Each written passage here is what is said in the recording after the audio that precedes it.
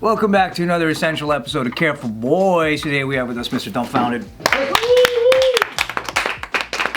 Let's talk about the golden era of Asian independent YouTube creators. Dude, I miss those days where we would just be booked for tours or shows, and then all of a sudden it's like, Anthony's here, like, Dumbfoundead's here, and then we just end up performing together, hanging together.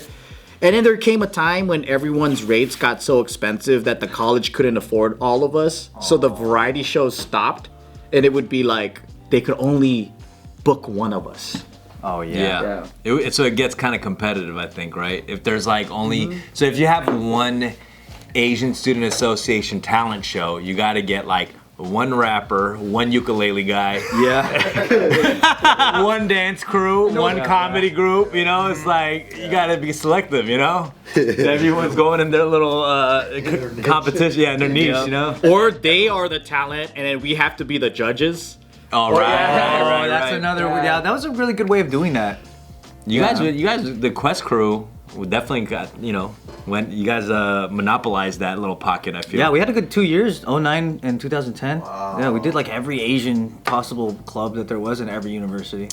The bags were nice there because you could have like 4 people in the audience and still get a bag. It wasn't their money. It was like the tuition money that they had to use. Right, it had to be used. Money. Yeah, the worst sound ever. Right. Dancing on carpet. Oh my god, yeah. Or sometimes just outside on the quad. Yeah. Yeah, but then we split our stuff like 7 ways, so it wasn't as profitable. Or like choosing to like stay at the fucking organizer's dorm in order to save money. That was funny. That was a lot. Staying in dorms. Or was it their way of making you stay with them? So you could hang out? So you guys could hang out? Because some of them are like Uber fans too. Oh, did you guys ever have that happen where you felt like the people that were hosting you would be territorial about hanging out with you? Oh yeah, you ever felt that? Yeah. Would they be like they want to take more of your time, and then you have their friends that are like, no, take them here. They're like, no, we're gonna go here, and they would like kind of corral you to hang out with them. I mean, they got their money's worth with me because they'll hear me freestyle all night at the dorm, just drunk as hell, freestyling, trying to impress college kids. I will give you kids your money's worth. Kick a beatbox. More fun than the show. Did you? Their money's worth with me. I'll just try and outdrink people, just fuck them up. Did you say that you guys got conned on the same show? Yeah, there was one show that it was a local show too, which was Arcadia High School, and then it was a questionable person that was like booking us. We never heard of this kid. He seemed kind of young. No prior events. No events, but all of our managers were like, "Oh, Dumb's gonna be on it," or like, "Oh." Someone like Tim's gonna be there. So they're leveraging the other talents and make you say yes. So we know that, and then we asked them straight up. We're like, "Hey, you guys going to that thing?" And it's like, "Yeah, we're going." And we're like, "Okay, cool, we'll go too." But like, we didn't talk directly to the event promoter. It was like several layers, and then I think even our managers were like, "I don't know, but if they're doing it, it's local. You could just drive down. It's not a big commitment. Yeah, just go, right?" We show up. And it's at Arcadia High. It's unorganized. It's rainy. It was unpromoted. There's no directions. There was no flyer made. This kid somehow pulled off the biggest con in the century. The century. He pulled off like YouTube Coachella with like Fire Fest. Fire Fest. Yeah, it was a Fire Fest. He pulled off Asian YouTube Fire Fest.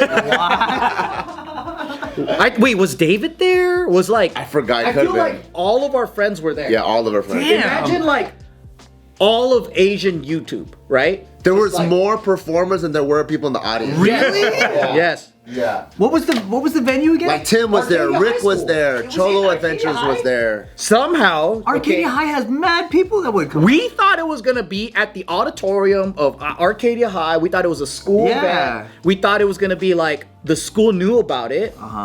And we were gonna, so we pulled up. We were like waiting in the green room, it was just like a classroom. He didn't mark it at all. He just thought by booking it automatically gonna fill the seats. And I think it wasn't until then we're like, no, you have to tell people we're gonna be here, or at least tell us to tell people we're gonna be here. We all like pranked each other. We're all there. Like, Oh my god. And okay, And it wasn't even like an auditorium. It was like a outdoor concrete platform. Yeah, like the quad or something. Yeah. And it was raining that day. You know what I think about that era was interesting is like, you know, all these small promoters and colleges and all that, like they actually took the initiative to organize these shows, which was like a very independent movement. You know what I mean? This is before like huge promoters and Live Nation and all those people like who started monopolizing even venues. Like you can't just perform at a venue anymore. It's like a promoter owns multiple venues and then they book, you know, musical acts and stuff. So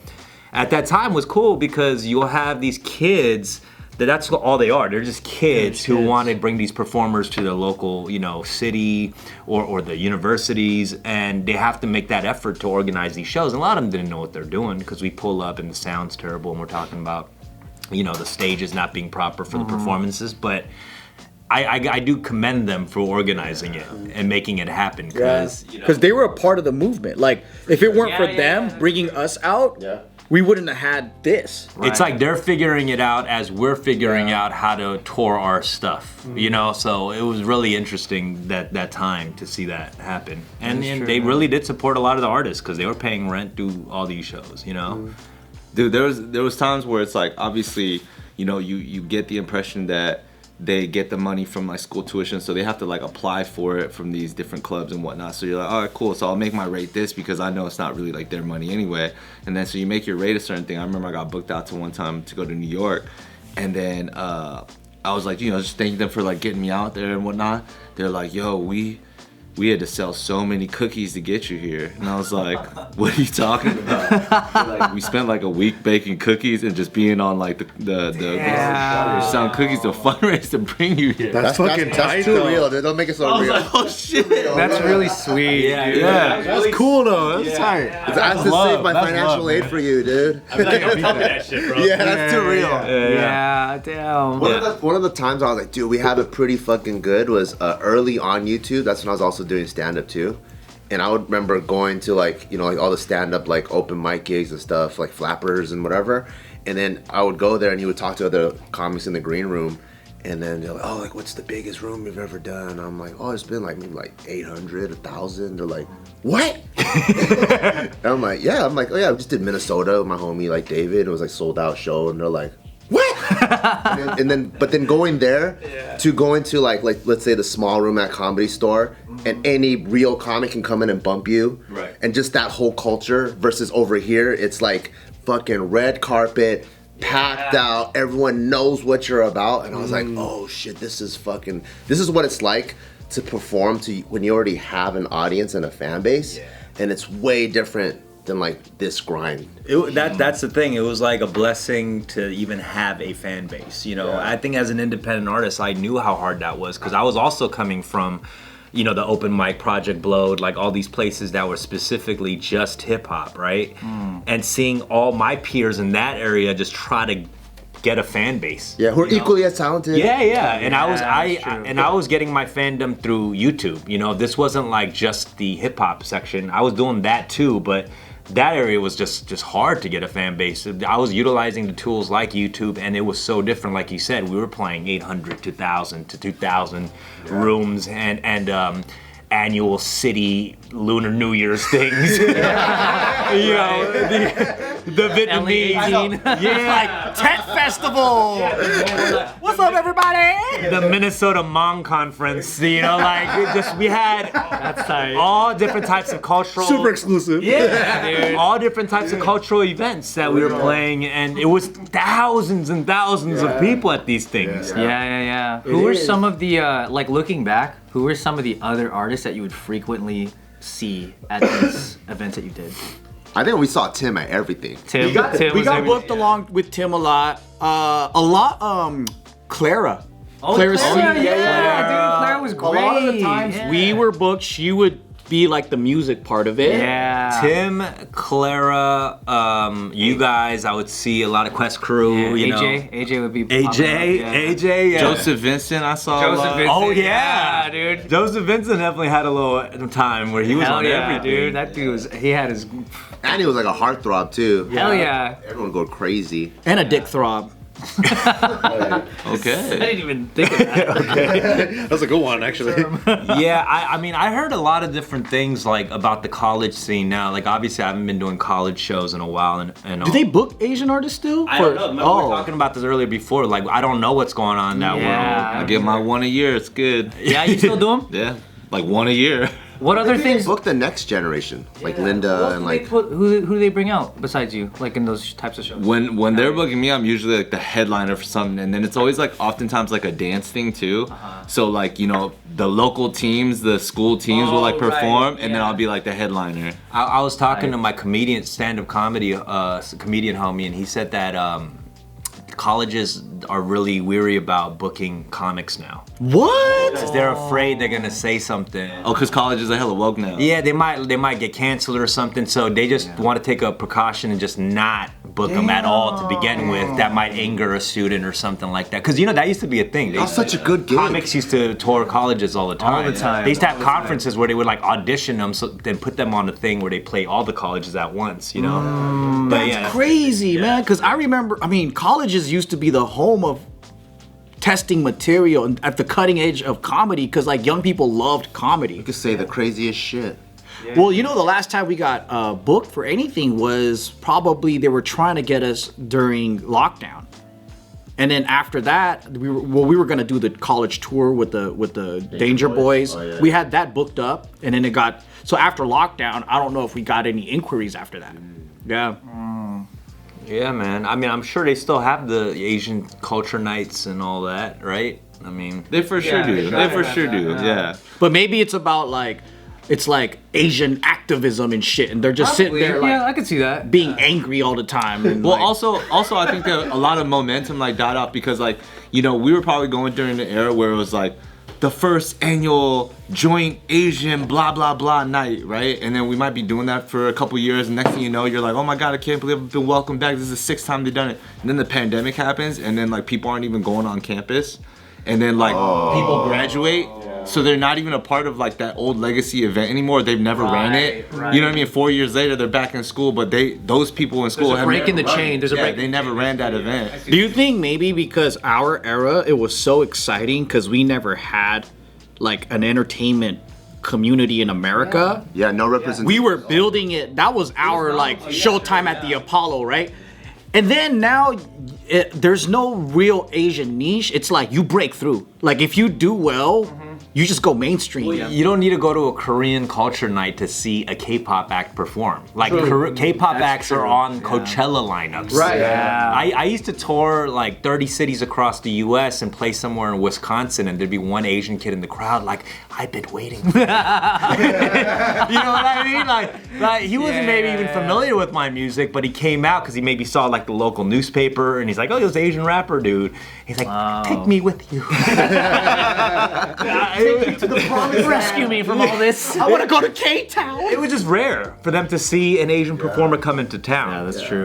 So. But now we will have K-pop stars going to Minnesota and stuff. And Yeah. Also, the mentality back then was so different. Remember, like every single time you do your performance in college, the Q&A afterwards is always about like, well, like, how did you do something that like your parents didn't want you to do? Right. I forgot that was always a question. You spent 10 years and all of us, preaching the same type of, new kind of thinking for our first generation Asian American type thing. It's like those kids aren't even thinking like that anymore. Nah, that's a not, dated yeah. question. If some kid is like, how did you pursue entertainment when your parents didn't want so you? played. It's like now parents want you to get headshots. You know? because those That's why we parents, ain't going out there anymore. because those parents are younger too. Like if you think about it, like the parents of the kids in college now, they think our parents are old. You know what I mean? So like they are more accepting. They think we're old. They're not telling their kids are old. to be lawyers and doctors, Yeah, they know there's money to be made in Yeah. entertainment. and they're more chill. Yeah, Which means that it's our fault that we weeded ourselves out of the market. But it is funny that like even though that question was so common back then, it's almost kind of a given now that it's sort of redundant to even ask it. It's nice that you don't even see a bunch of kids asking it. Yeah, like the whole like my parents won't let me pursue my dreams. It's like, bro, welcome to life in general. Like Now it's like my parents want me to be an entertainment lawyer. yeah. My parents made me a TikTok and I'm one. That was like other shit. Like, how do you get famous? You know what I mean? And it's like that's so different. Every kid wants to be a YouTuber now, right? Like isn't that the number one thing? Isn't it nice though that Influencer. the stupid limitations that I didn't even believe that a lot of Asians put on themselves don't exist anymore? Like when we were growing up, you would hear from a lot of Asians this like weird, depressing self-doubt shit, where it sounds so like low self-confidence, right? And I'm like, I'm not surrounded by that because I'm around you guys, or like entertainers that are like, oh, this is what I want to create. This is my vision. I'm going to create it. But there were so many that were just so doubtful. And now it's like, you don't really see that because there's proof in the pudding of a whole generation that did it. Now they're just trying to figure out like how they're trying to execute what they think. Asian kids are extra confident now. They're like Disney Channel kids and shit. You know? They're all Brenda songs. They're all Brenda songs. Yeah. But isn't it nuts? It was like, it only took 10 years. Yeah, That's true. That's not a long very time. short. Right. That's very short. But I mean, but we're lucky that we're living in that time of the Renaissance. You know, True, we just yeah. happen to be living in that. Like, it's so crazy. We saw it change in a matter of a few years. Where, like, right now is like the peak. There's just Asian projects everywhere. You know, different language music on the radio. But I do agree. Back then, when they were doubting themselves so much, I even wondered then, like, why do you give a fuck what your parents think? Because that's a universal thing, the teenage rebellious attitude. And you know, I would always tell kids, like, why do you give a fuck what your parents think? You know, like, it's your teen, you know, the teenage. My parents like, don't listen to this Dumbfoundead guy. But I just feel like that the teenage spirit is such a universal feeling. Like you're supposed to rebel. Fuck you, mom. Yeah. You know, but it's like I think maybe the Asian culture has a little bit more of a respecting to the elders, but still, like, my passion couldn't hold me back from pursuing what I wanted to. Maybe the way that if they rebel, the punishment is harder than a white family because they're not gonna torture you and beat your fucking ass for rebelling. Every family gathering. So then Asians are like, you know, I need to get them to say yes because the consequences that I'm gonna deal with is a fucking beat down. You know what I think the difference was that a lot of the people that are asking that are still financially dependent on their parents. Oh yeah, that's true. I think they don't want to say that, but I think they live at home. I think they eat their parents. Yeah. Yeah. So they're playing the game. They're dependent. Playing the So game. they haven't left the nest yet, so they're still like, oh, how did you guys do it? It's not really the question of how did you like. It's like I've been abandoned, fool. I don't have nobody to fucking tell me what to do. Right. It's still like, you know, I have no guidance.